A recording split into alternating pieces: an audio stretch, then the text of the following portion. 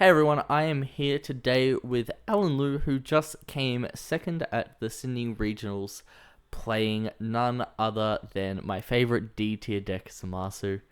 Alan has been on a mission since John and I put out that tier list at the start of the set calling Zamasu trash to prove us wrong and top with Zamasu.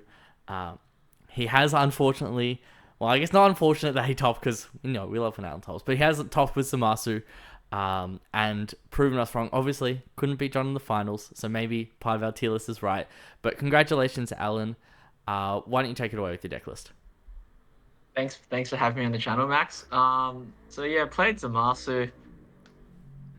In my opinion, the best blue leader, probably second best deck in the format, obviously right behind Top Coup. In terms of what the leader does, most of the blue decks in Fusion World do similar things, with the exception of Goku Black, which is a crit leader and tries and plays its own game. But with Zamasu, it's a pretty standard lead. It draws straws on the front side, awakens at 3 or less life, becomes a 25k lead at the back, and has a skill where you can pay one and discard one, and if your life is at 2 or less, you gain 1 life.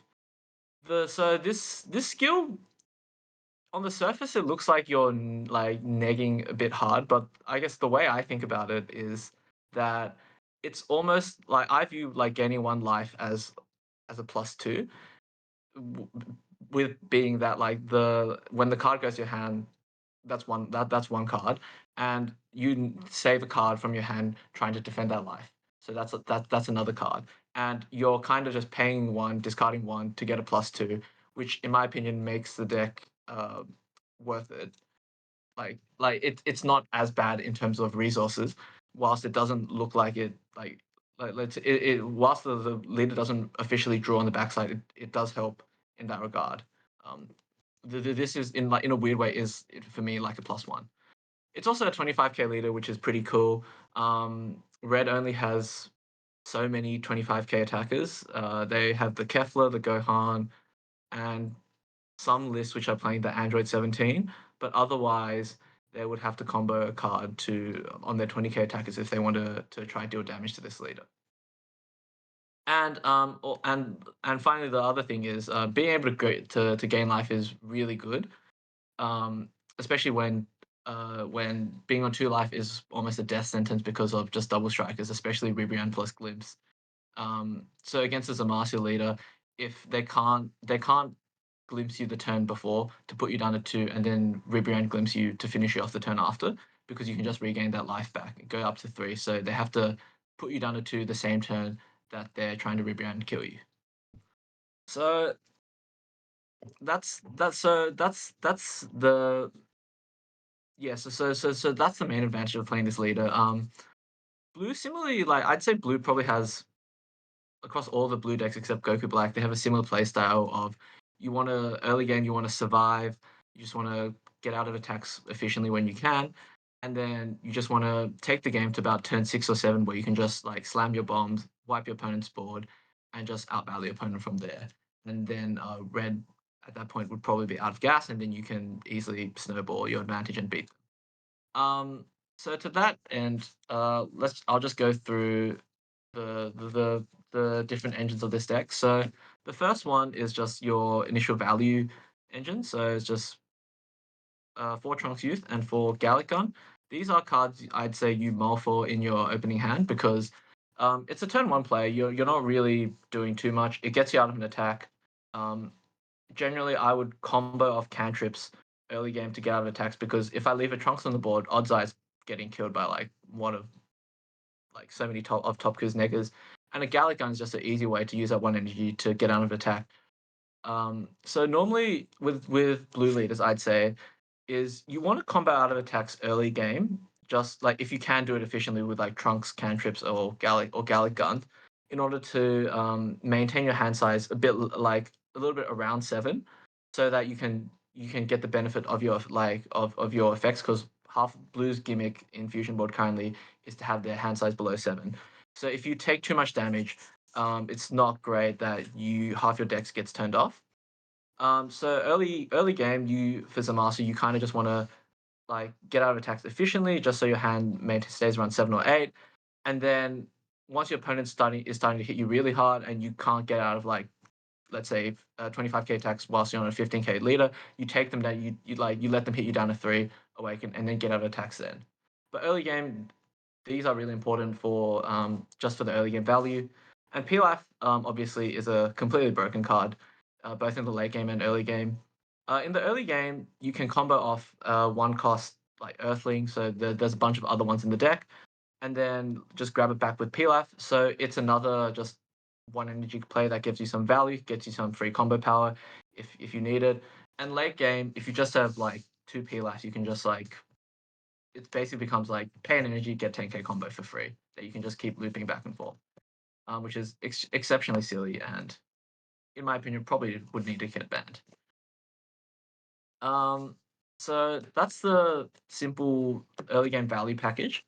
The other part of the deck is just early game removal. So, so this is a package I run for removal. So Zamasu is the main way you bottom deck Roshi. That's almost his main purpose. He can't really hit too much else. He can bottom deck a cantrip, I guess. If you want to gain a little bit of value, you play and bottom deck a cantrip. Your opponent swings at you, you combo him off. Like it's not bad. But mainly he's there to bottom deck Roshi. He can be used if you have a Vegeta on play on the board to bottom deck other threats, like a two cost, but that doesn't come up too much, I feel. Goten is doesn't come up too much either. His ability is on play, you bounce a two cost or less to your opponent's hand, which is okay in terms of tempo. You can like bounce like normally against Topku, you can bounce like the hit or the Caulifla back to the hand if you didn't manage to clear it. So it's just one less body on the board you have to worry about, and it's a 10k combo, which is pretty nice. The main card that is pretty neat early on is Vegeta. He's only really relevant on turn 3, I'd say. And he has an effect where if you have 7 or less in hand whilst he's on board, reduce the cost of all your opponent's battle cards by 1, and on play, you bottom deck a 1 or less. So, in combination with that permanent, it becomes you on play, you bottom deck a 2 or less, as long as you have 7 or less in hand, which is kind of why you want to just combo out of early attacks. Vegeta is probably the best turn 3 play because by then your opponent would like, if your opponent's not playing anything great, it's they're not really threatening you. If they do have things on board, it's normally like Top who would normally have a two cost like Caulifla or Hit on board. You can play this bottom decker. It's pretty good in that regard. And normally you don't swing with it. It is a 25k body, which is pretty good to bash your opponents. Bash your opponents like bodies with. Um, he's not too good late game because he only clears a two or less like by as a standalone. That isn't too relevant late game, and late game you have better cards to play because he is a -1 from hand. Um, the other really important piece of removal early game is Sinister Sickle. Act main for 3 energy, bottom deck 2 4 or lesses. So this is before you hit 6 energy. This is the main form of removal that you need against Topku or any other red decks. Just it as a like it basically like by itself it answers Kefla and whatever they play with it. And it's just really important for you of keeping your opponent's board under control before you can board wipe them with Zeno. Normally, if your opponent has like 2 or more threats on board, this is probably what you want to. This is what you want to be playing every single turn.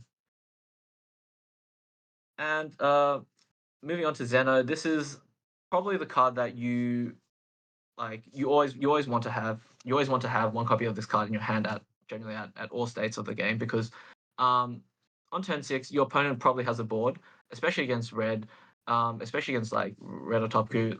They'll probably have like four or five characters on board, and Zeno is just the cleanest way to answer it. And even against other blue decks or green decks, those decks will generally have like there will be times where they'll have a bomb on the board, and you just need to clear it. And Zeno is the easiest way to do it. Is the easiest way to do so. Um, you, I guess for Zamasu, by the time you're playing Zeno, you're probably awakened. Um, he just wipes board. You swing with your leader, and I probably wouldn't swing with Zeno because your leader's a 25k and Zeno's a 20k, which gives your opponent's leader normally gives your opponent's leader a free target to swing into. Um, but otherwise, amazing card helps you get back into the game and just stabilize. And the last card I run is 2 copies of My Future. So what it does is on play, you neg opponent's cost by 1. The reason I ran this card was because it was just an extra Earthling with 10k combo because I feel like a lot of the times this deck can be a bit short of 10k combos, and in the early game, you want 10k combos to defend because if your opponent's like taking a life, they're normally attacking with 20ks, and on your unawakened side, you're 15. So the easiest way to get out is with a 10k combo. Mine does come up sometimes. It's actually come up a few times where I mainly use it in combination with Sickle, where I play a Mai and then I use a Sickle afterwards. So bottom deck's the 5 cost Goku and the 5 cost Beerus plus another threat as well. So it's pretty handy for the like it's come up a few times against Beerus and against Vegeta as well to clear their 5 cost Vegeta.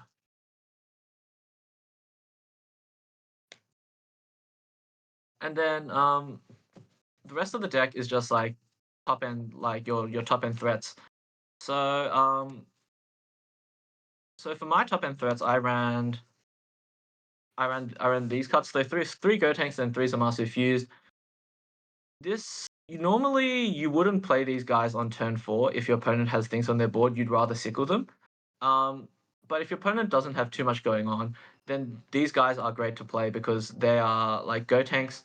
Go tanks is a bit high rolly, especially early game, because you can't reliably get uh you can't guarantee that you'll be getting both a Trunks future and Trunks youth and a Goten in the drop.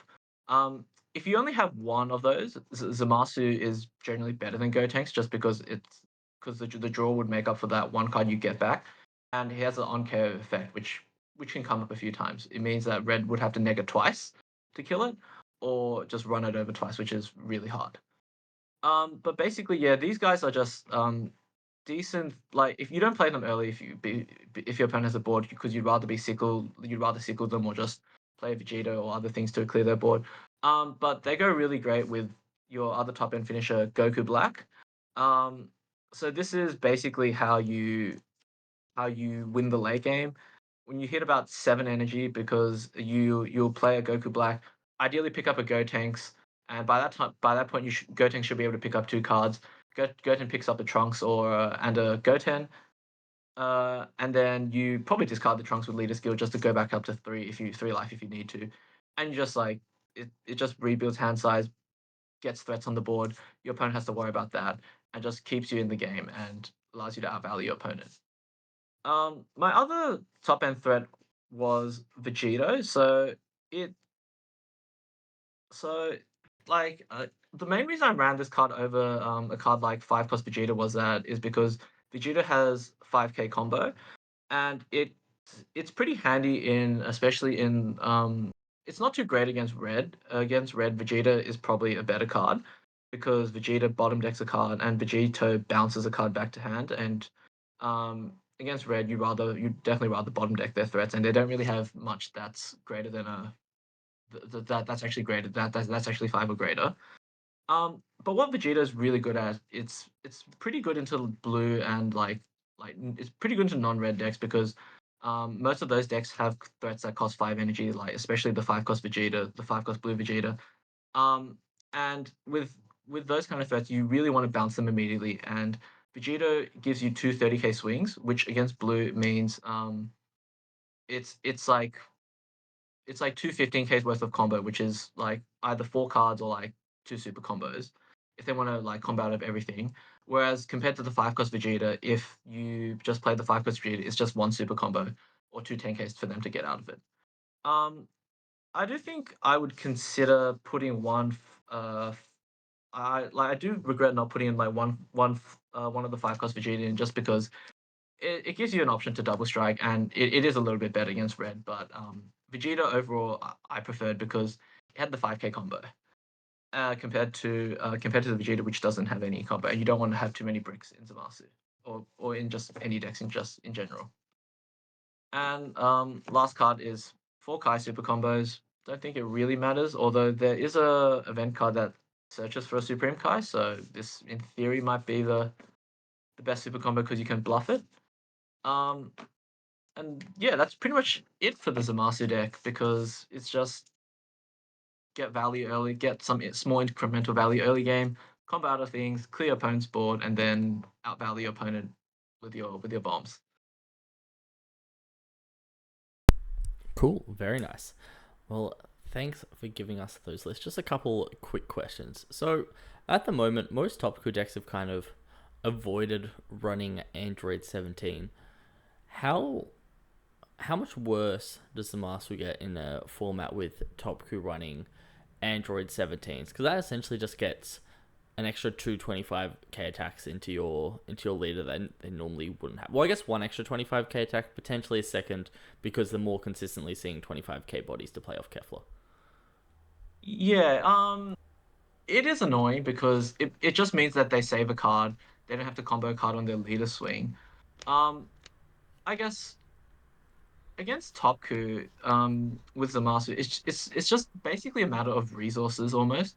So early game, you just want to get out as many attacks as efficiently as possible. So that's with like Trunks and Gallic Gun, so that when your opponent does awaken, and they're hitting you down to 3 life. Like you accumulate enough of a hand. So by the time you want to awaken, you want to be at around, let's say, like at least probably around 12 cards in hand by the time you hit the awaken, so you can just get out of all your opponent's deck with one card. Um, Clear their board again with Zeno or Scythe, and then afterwards, like when their board's cleared, they can't threaten you too badly. You're generally not too worried about Ribrianne Glimpse, that kind of stuff, because it's hard for them to get you down to two and kill you the same turn. And yeah, so like Android definitely makes it more annoying, because it's a card that they save, um, that they save from their hand when trying when pressuring you, and but it can be you can overcome it if you have enough cards in hand. Is the general thing, I'd Yeah, say. not cool. That makes sense. And then another question for the top coup matchup: do you swing at their leader with your leader? And if so, are there any turns that you don't swing? This is when obviously they're not awakened.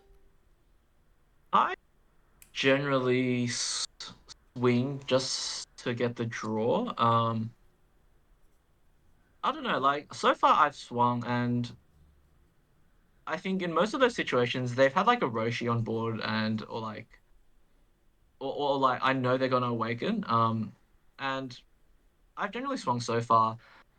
I don't think it's too bad as long as, especially if you have like a scythe in the back pocket to bottom deck to bottom deck the Keflas that they're gonna play.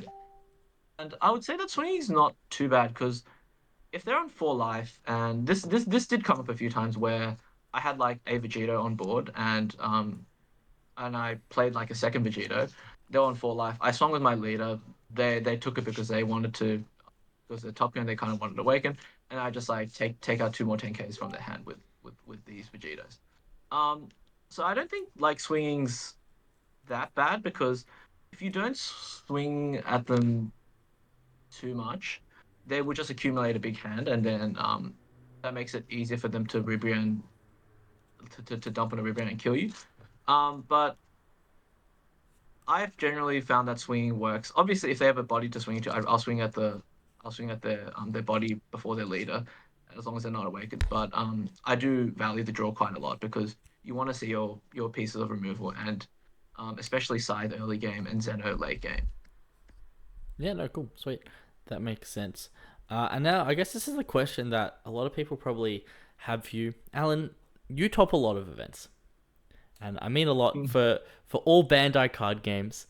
I know I've people know that I know you quite well, and I know I've been asked this question, so I'm going to ask you it. How often do you practice? Um, I think when I have time, I see if I can play some games online for like I guess for One Piece that's on the Sim.